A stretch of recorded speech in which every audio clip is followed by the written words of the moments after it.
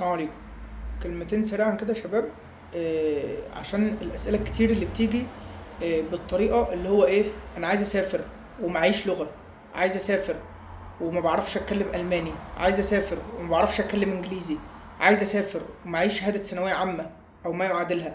طيب، انت حط نفسك كده مكان البلد اللي انت رايح تسافر لها ديت. البلد دي هتاخدك ليه؟ يعني هي البلد دي هتاخدك ليه؟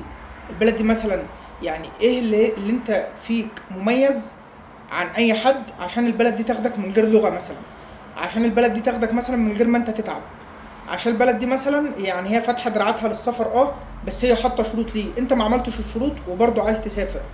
طيب، السفر مش وحش، واحنا اتكلمنا في الموضوع ده قبل كده وقلنا ان انت بتسعى عشان تسافر، مفيش مشكلة خالص. طيب، انا معيش لغة وما اجتهدتش وما ساعدش لطريق سفر وعايز اسافر، هل هقدر اسافر؟ لا، للاسف الشديد مش هتقدر تسافر، لان كل حاجه وليها ضريبه، وكل ما انت بتسعى وبتجتهد بتلاقي، وربنا ما بيضيعش تعب وسعي حد. طيب، انت مطلوب منك ايه؟ مطلوب منك السعي. في طرق للسفر كتير، في طرق للسفر كتير، في دول كتير فاتحه دلوقتي للسفر، في دول كتير قوي فاتحه للسفر.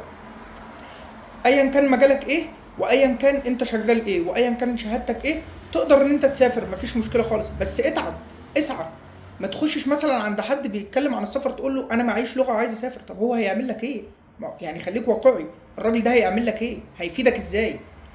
يعني على سبيل المثال المانيا مثلا فاتحه دراعاتها للسفر وباب الهجره دلوقتي، مفيش مشكله خالص، تمام، ومسهله الموضوع في طرق معينه بدون حساب بنكي، مفيش مشكله خالص، بس حتى شرط اللغه. ما ينفعش انت بقى تيجي تقول لي لا انا عايز اسافر ومعيش لغه. طب هتسافر ازاي؟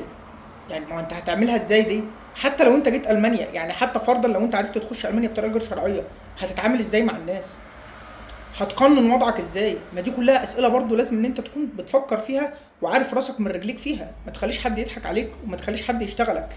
اتعب واسعى شويه واجتهد، لان السفر مش سهل، وطريق السفر مش سهل، بيحتاج مجهود، بيحتاج مثابره، بيحتاج طبعا مذاكره، بيحتاج ان انت تطور من نفسك.